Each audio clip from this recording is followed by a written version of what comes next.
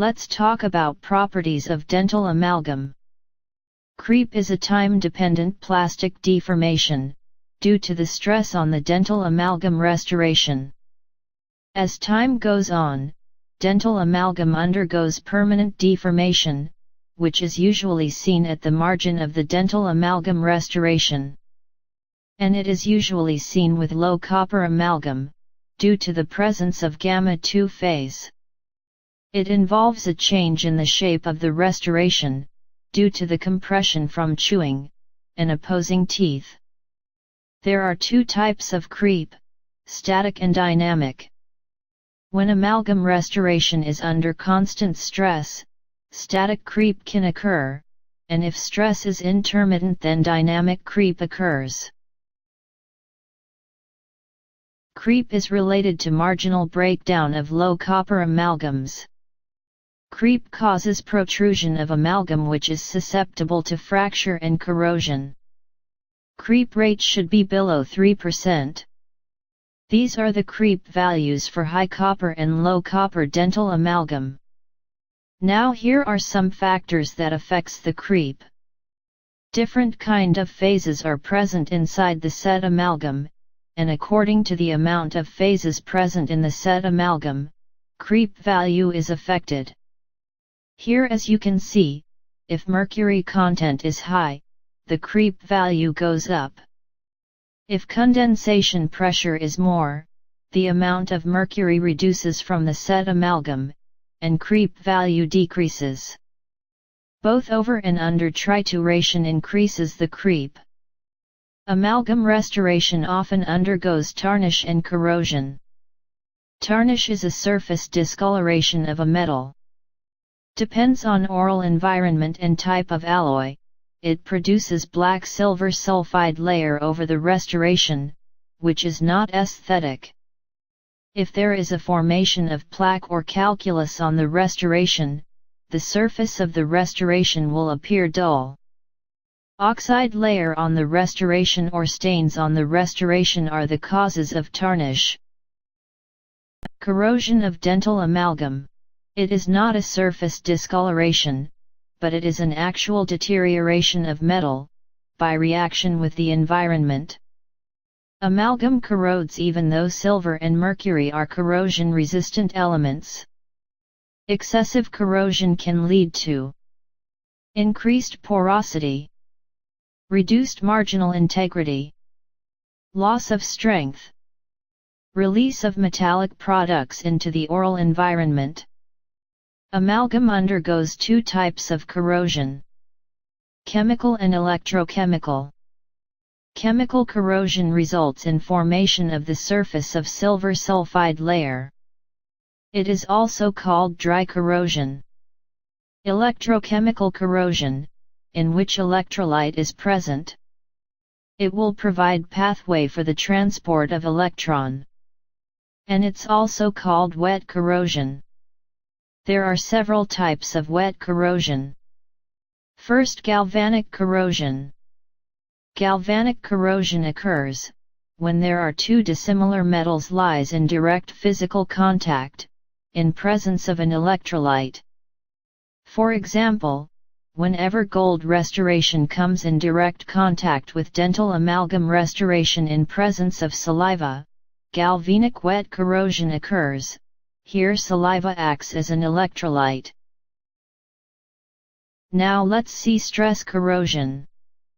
Stress corrosion occurs when stressed and unstressed metal come into contact. Regions within the dental amalgam that are under stress display a greater probability for corrosion, thus resulting in stress corrosion. For occlusal dental amalgam, greatest combination of stress and corrosion occurs along the margins. Now let's see crevasse corrosion. It's also called concentration cell corrosion. Local electrochemical cells may arise whenever a portion of amalgam is covered by plaque on soft tissue. The covered area has a lower oxygen. There are two types of crevasse corrosion: cervical and pitting. Cervical crevasse corrosion occurs in metallic restoration, which is partly covered by food debris. Whereas pitting crevasse corrosion occurs in restoration area, which has lower oxygen tension. It will corrode easily compared to higher oxygen tension area. Because of difference in composition impurities, corrosion can occur in the dental amalgam restoration. And higher hydrogen ion concentration makes restoration to behave anodically, and due to that corrosion occurs. Here you can see that because of corrosion, restoration becomes weak, restoration will give poor appearance, and there will be broken margins of the restorations. Because of the corrosion products penetrating into the dentinal tubules, stain can be seen on teeth surrounding the restoration. To avoid all these possibilities, we have to make sure that corrosion is minimized in restoration, which can be achieved by using high copper alloys. We can also do it by polishing the restoration, and if we increase the noble metal content, corrosion is minimized. Dimensional change. Dimensional change of amalgam restoration can lead to failure of the restoration. To avoid the failure of restoration, ideally an amalgam with no change in dimension, and stable throughout is preferred. Dimensional change occurs due to the contraction and expansion of the amalgam restoration. When mercury is combined with amalgam, it undergoes three distinct dimensional changes. In stage 1, initial contraction occurs. It occurs for about 20 minutes after beginning of trituration. Contraction results as the alloy particles dissolve in mercury. After that, in stage 2, expansion occurs. This occurs due to the formation and growth of the crystal matrix around the unconsumed alloy particles. And in stage 3, limited delayed contraction occurs. Initial contraction occurs due to the initial volume of silver mercury being more than the final volume of gamma-1 phase. After that, expansion occurs due to the growth and impingement of the gamma-1 crystals. Now let's understand delayed expansion. Certain zinc-containing low copper or high copper amalgam alloys, which get contaminated by moisture during manipulation, results in delayed expansion or secondary expansion. It occurs 3 to 5 days after insertion, and continues for months.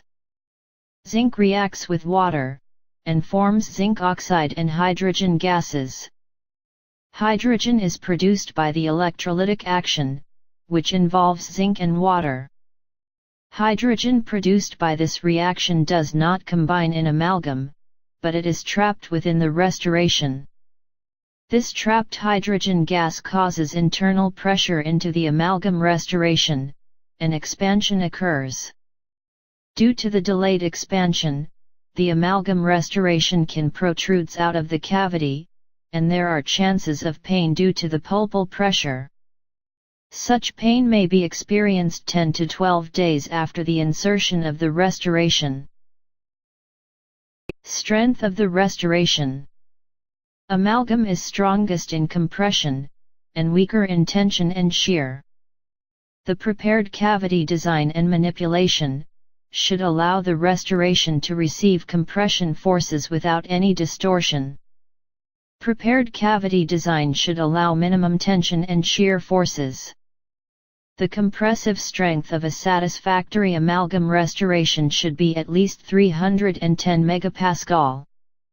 Amalgam is brittle, so enough bulk of the material is needed to provide adequate strength of the restoration. The restoration will require support from the surrounding tooth structure to bear the occlusal stress.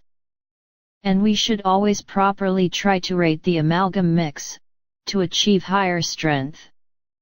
Tensile strengths of amalgam are only a fraction of their compressive strengths. Cavity design should be constructed to reduce tensile stresses, resulting from biting forces. High early tensile strengths are important, to resist fracture by prematurely applied biting forces. High copper amalgam and spherical alloy amalgams have higher strength values than conventional lathe-cut amalgams. Factors affecting strength of an amalgam.